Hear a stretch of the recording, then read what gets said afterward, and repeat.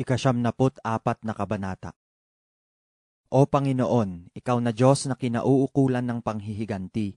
Ikaw na Diyos na kinauukulan ng panghihiganti, sumilang ka. Bumangon ka, Ikaw na hukom ng lupa. Ibigay mo sa palalo ang panghihiganti sa kanila. Panginoon, hanggang kailan ang masama? Hanggang kailan magtatagumpay ang masama? Sila'y dumadaldal, sila'y nagsasalita na may kapalaluan. Lahat na manggagawa ng kasamaan ay nangagmamalaki. Kanilang pinagwawaray-waray ang iyong bayan, O Panginoon, at dinadalamhati ang iyong mana. Kanilang pinapatay ang bao at ang taga-ibang lupa, at pinapatay ang ulila. At kanilang sinasabi, ang Panginooy hindi makakakita, ni pakukundanganan man ng Diyos ni Jacob ito.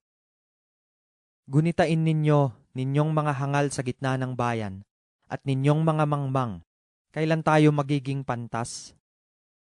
Siyang lumikha ng pakinig, hindi ba siya makakarinig? Siyang lumikha ng mata, hindi ba siya makakakita?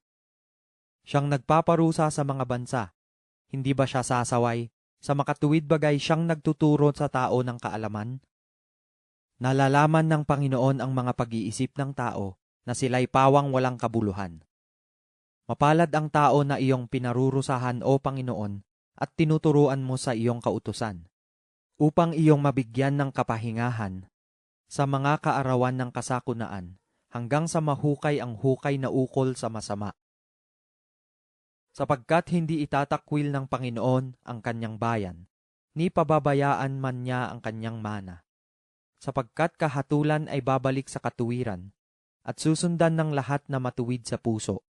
Sino ang babangon dahil sa akin laban sa mga manggagawa ng kasamaan? Sinong tatayo dahil sa akin laban sa mga manggagawa ng kasamaan?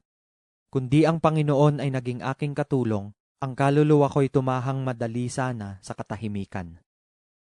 Nang aking sabihin, ang aking paa ay natitisod, inalalayan ako ng iyong kagandahang loob, O Panginoon. Sa karamihan ng aking mga pag-iisip sa loob ko, ang iyong mga pag-aliw ay nagbibigay lugod sa aking kaluluwa.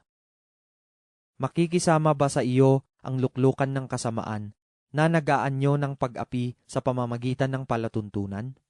Sila'y nagpipisan laban sa kaluluwa ng matuwid, at pinarusahan nila ang walang salang dugo. Ngunit ang Panginoon ay naging aking matayog na muog, at ang Diyos ko'y malaking bato na aking kanlungan. At dinala niya sa kanila ang kanilang sariling kasamaan, at ihihiwalay niya sila sa kanilang sariling kasamaan. Ihihiwalay sila ng Panginoon naming Diyos.